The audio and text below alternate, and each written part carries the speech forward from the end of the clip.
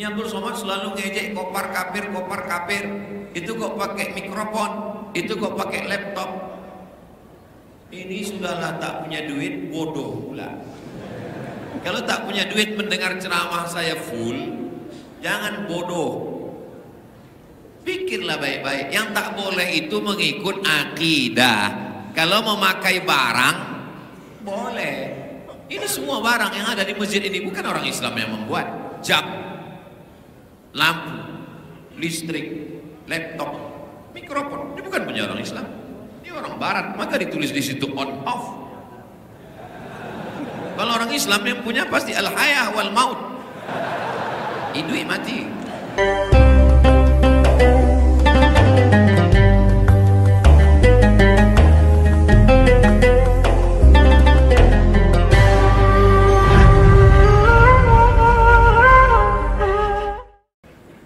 Kalau Tuhan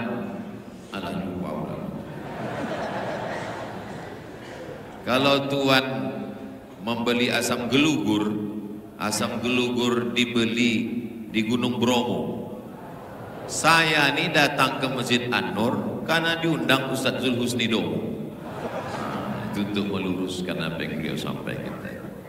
Yang sama-sama kita hormati Bapak Gubernur, Bapak anggota DPRD Komisi 8, Komisi Dunia Akhirat, Bapak Kajati, Bapak Ketua Pengadilan Agama, Bapak OJK.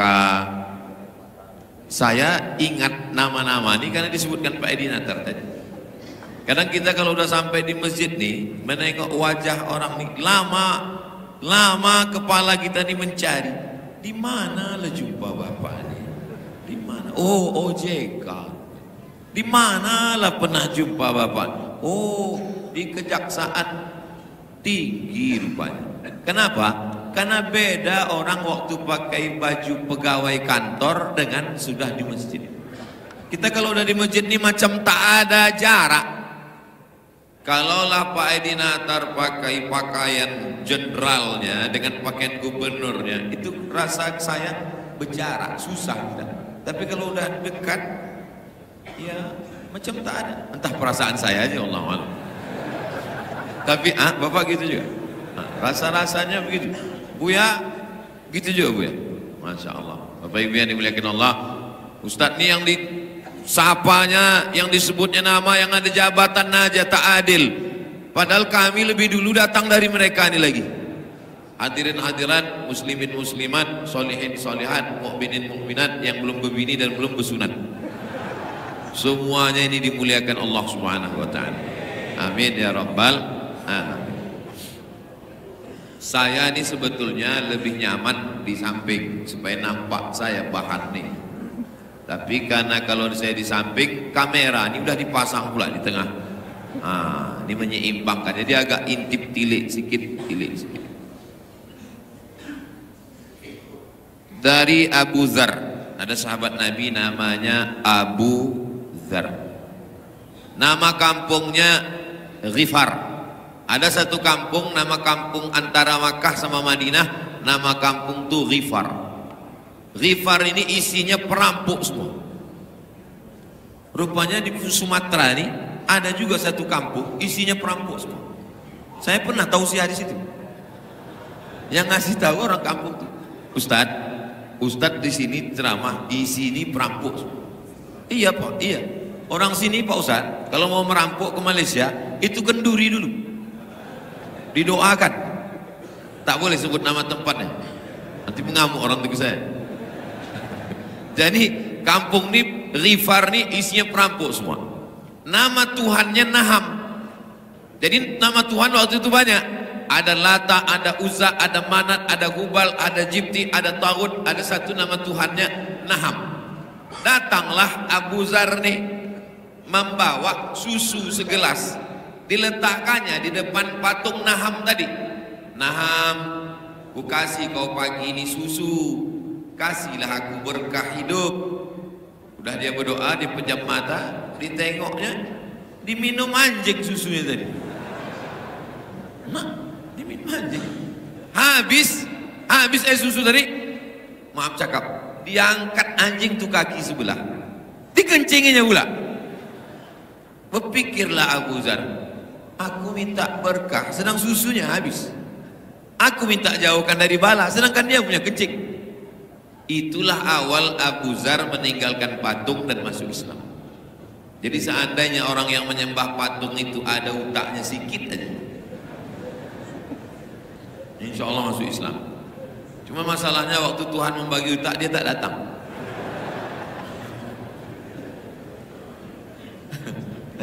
Itulah Abu Dzar, akhirnya dia pun masuk Islam. Dialah yang meriwayatkan hadis ini.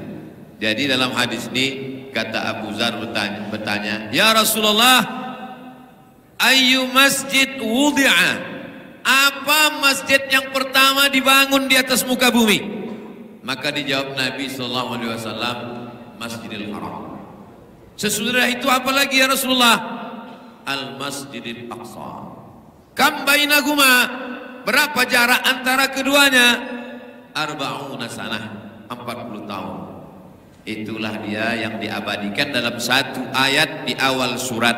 Subhanalladzi asra bi'abdihi lailan minal masjidil haram ilal masjidil aqsa. Kalau kita perhatikan, titik temu antara dua masjid ini dua. Masjidil Haram, inna awwala baitin wudi'a lin-nasi lalladzi bi Bakkah mubaraka, ada barakah. Masjidil Aqsa, alladzi barakna haulah, barakah. Titik pertemuannya ada pada barokah. Maka orang yang selalu ke masjid, dekat dengan masjid, hidupnya barokah. Barokah itu begini. Barokah diambil dari 3 huruf. Barokah, ya beruku. Artinya unta turun. Unta turun ke tanah itu bahasa Arabnya barokah. Barokah unta turun. Apa pula hubungan barokah sama unta turun? Misal begini.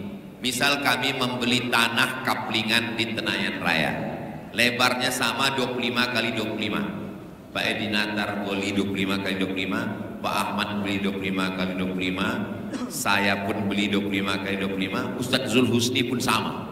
4 petak tanah itu sama. Tiba-tiba datang unta. Tadi mana unta kota sosial? Datang unta, turun unta itu di tanah saya. Maka tanah saya itulah yang barokah. Kenapa begitu? Saya dapat tunggangan unta, saya dapat susu unta. Waktu saya lapar, saya potong unta itu, saya dapat daging unta, saya dapat bulu unta, saya dapat kulit unta. Sedangkan mereka bertiga tak dapat. Kenapa tak dapat? Tak saya kasih. Itulah asal barokah. Maka selalu hidup ini yang kita cari adalah barokah. Makan itu yang diminta barokah. Allahumma barik lana. Nikah itu yang diminta barokah. Barakallahu lakuma wa baraka alaikuma wa jama'a bainakuma bi khair. Lahir anak yang diminta barokah. Barakallahu laka fil mauhub wa syakarta al-wahib wa ruzikta birrahu wa balagha asyaddahu. Berjumpa yang diminta barokah. Assalamualaikum warahmatullahi wabarakatuh. Cara mendapatkan barokah ke masjid. Semua yang hadir ini dapat barokah.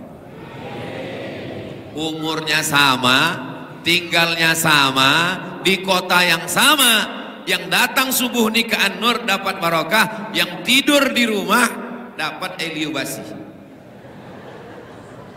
Sama-sama umur 40 tahun, sama-sama hidup pagi Jumat ini, tapi di rumah belum lagi bangun, maka yang di masjid inilah yang dapat barokah. Imam Ahmad bin Hanbal menyapu, mengusap mimbar Masjid Nabawi.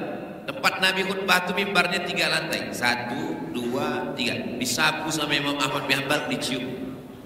Datang orang bertanya, kenapa kau sapu itu Ahmad bin Hanbal? Karena ini bekas tapak kaki Nabi Muhammad SAW. Salah satu cara mendapatkan barokah adalah dengan mengusap. Mana peciku? Kata Khalid bin Walid. Mana peciku? Kata sahabatnya, kenapa kau pusing peci hilang? Banyak peci berjual di pasar. Kata Khalid bin Walid, bukan masalah pecinya, di dalam peci itu ada rambut Nabi Muhammad SAW. Dari mana mereka mengaku dapat rambut Nabi? Karena Nabi waktu haji tahallul, rambutnya itu gundul, diserak, diambil. Nah, itulah kalau ada orang sekarang mengaku, ini rambut Nabi. Bisa jadi. Bisa jadi termasuk yang dibagikan waktu tahallul itu. Gimana kita membedakannya rambut Nabi dengan rambut Ustaz Somad? Mudah aja, bakar. Kalau terbakar dia rambut Ustaz Somad. Kalau tak terbakar bukan rambut. Cuman masalahnya kalau orang datang itu kita kan tak sanggup bilang, boleh ku bakar Pak. Tapi kalau berani cobalah. Ini tentang cara mengambil barokah. Tempat menyimpan air itu dari kulit kambing, namanya kirbah, diisi air.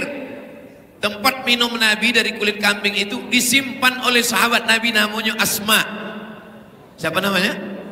Asma, pakai alif. Kalau tak pakai alif, sosok Allah. Asma binti Abi Bakar.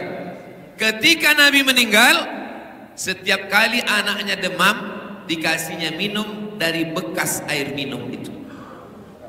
Maka itu diantara cara mengambil barokah. Tapi diantara mengambil barokah yang paling besar adalah datang ke masjid. Kita semua subuh ini insya Allah dapat barokah.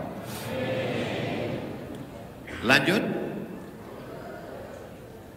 Ini perintah ke apa? Perintah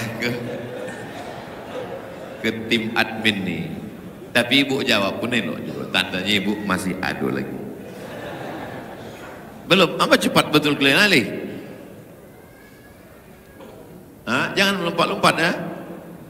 Yaqulul Mubarakfuri, Imam Al-Mubarakfuri berkata, apa kata dia?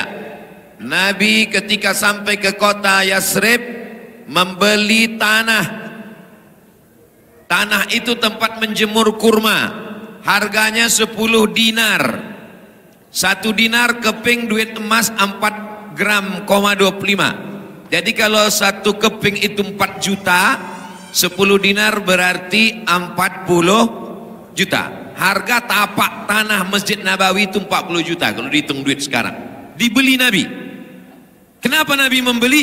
Nabi ingin mewakafkan tanah itu, padahal dia Nabi. Kalau cerita Nabi, dia udah dapat pahala sampai hari kiamat. Tak perlu dia pahala kita, dia masuk surga.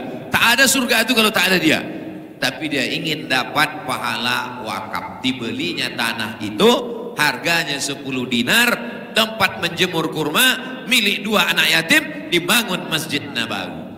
Maka kalau mau kekal abadi, wakafkanlah tanah membangun masjid. Nih, berapa orang yang sholat subuh di sini, sudah berapa kali subuh, yang paling bertuah adalah yang punya tanah nih. Tanpa kita sebutkan untuk almarhumah fulan, sampai pahalanya. Saya mau setelah acara ini nanti, maka ketua GSSB ditelepon dari penjuru Riau, tolong datang ke masjid kami dan tolong datang ke kampung kami, ada tanah yang mau diwakafkan.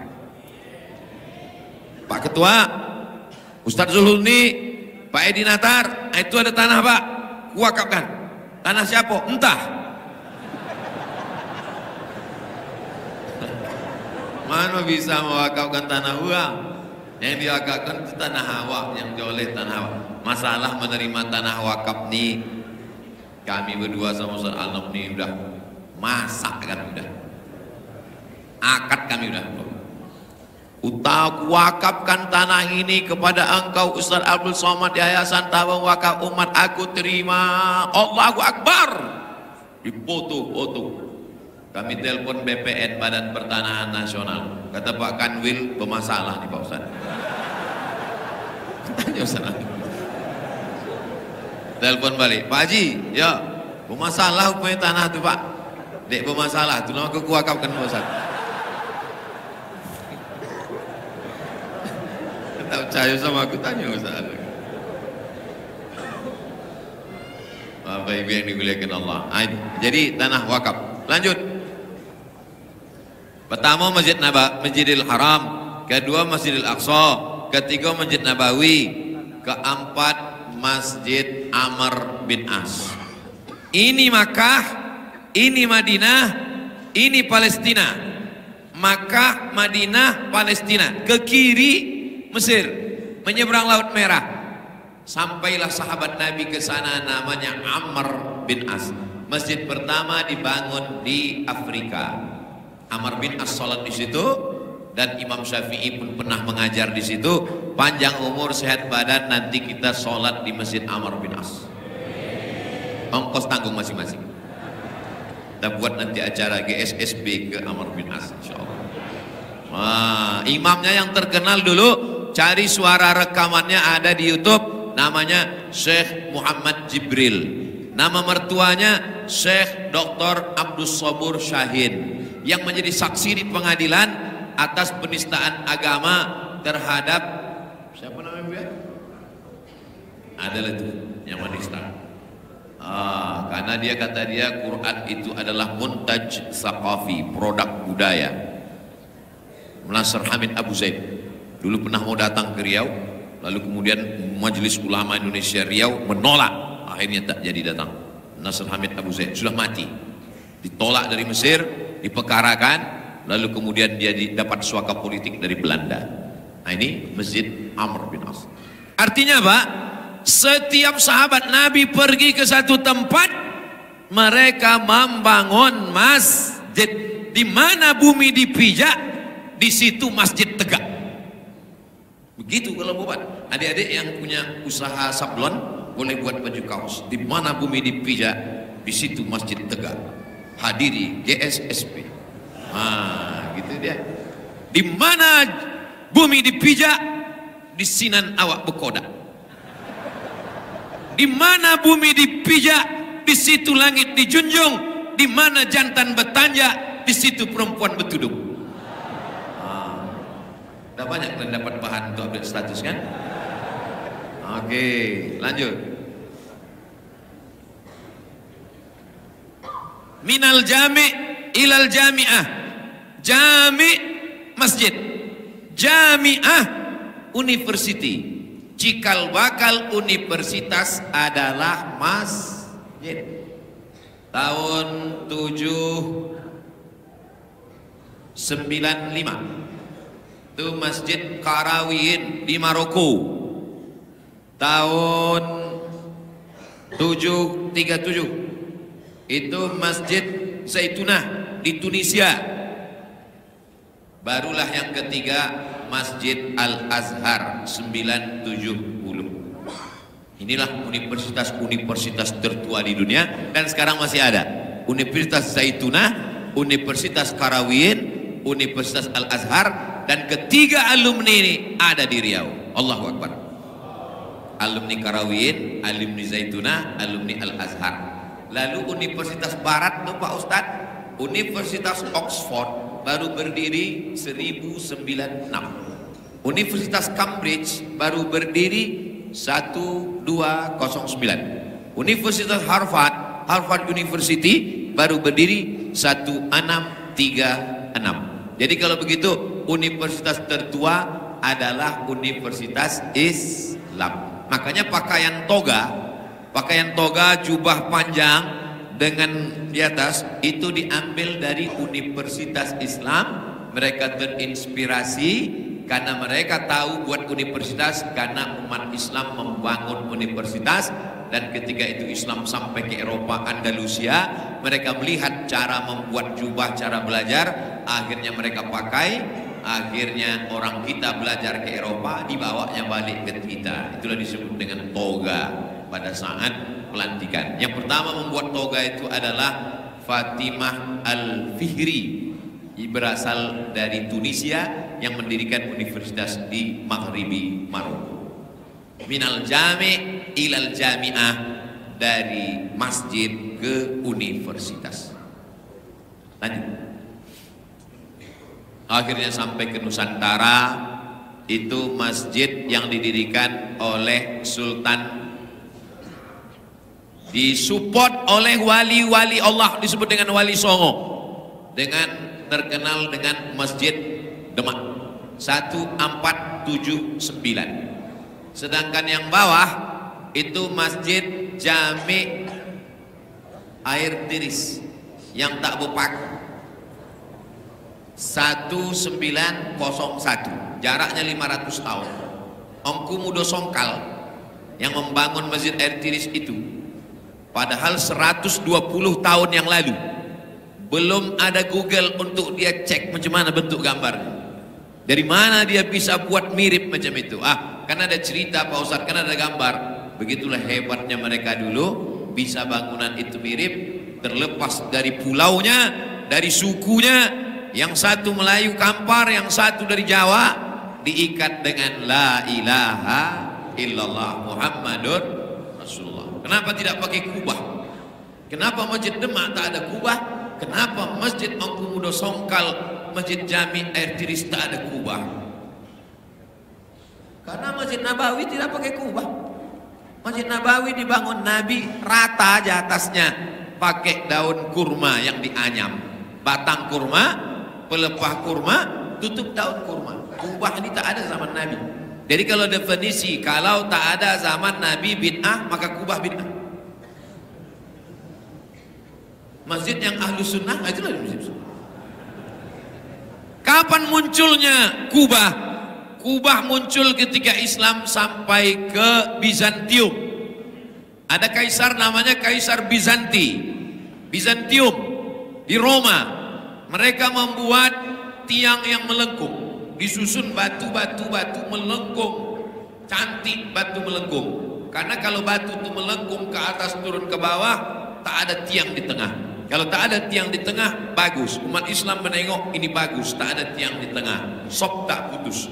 Itulah awal cikal bakal mimbar, cikal bakal kubah, cikal bakal mihrab, cikal bakal mimbar. Nabi tidak pakai mimbar. Nabi menyampaikan tausiah bersandar ke batang kurma. Datang sahabat, ya Rasulullah, aku punya tukang kayu di rumah. Boleh kubuatkan mimbar? Boleh. Mimbar tak dibuat Nabi, sahabat membuatkan. Begitu juga dengan mihrab. Mihrab tak ada zaman Nabi. Itu dibuat oleh arsitek yang datang pada masa Abdul Malik bin Marwan. Begitu juga dengan kubah, datang belakangan.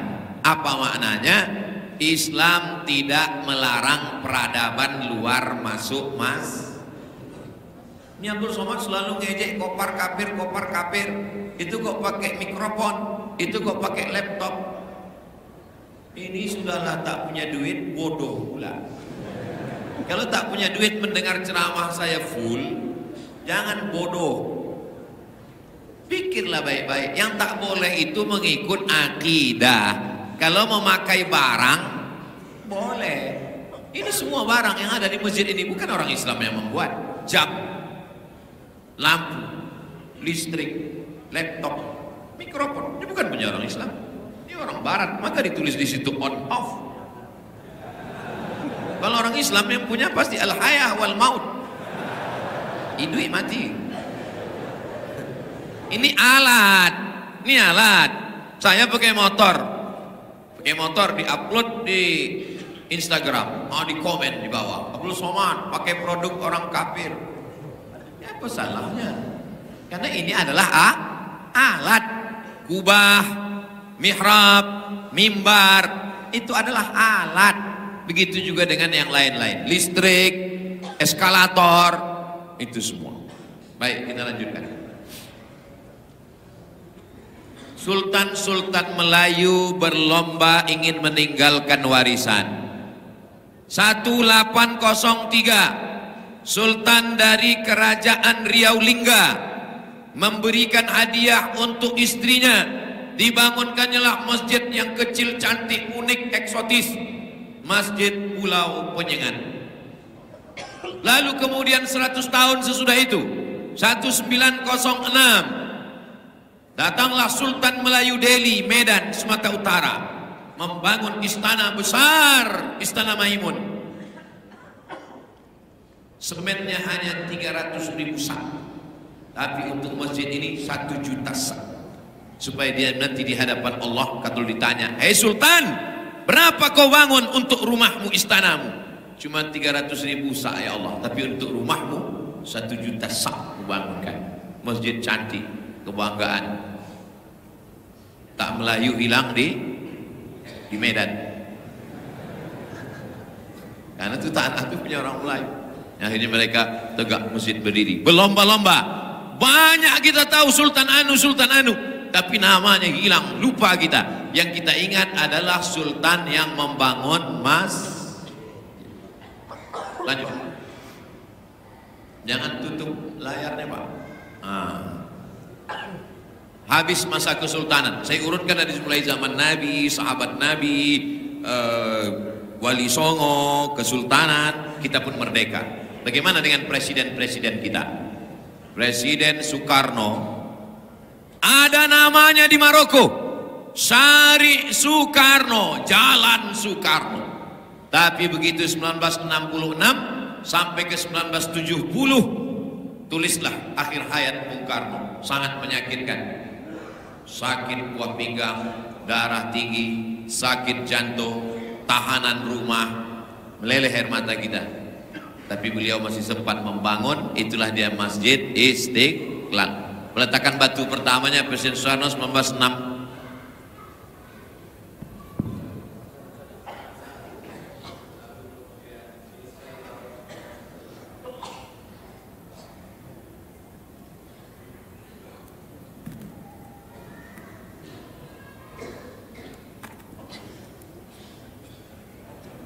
Kalau Tuan membeli peniti, jangan ditusukkan ke gabus. Kalau mik udah mati-mati, itu tanda acara akan segera dihapus.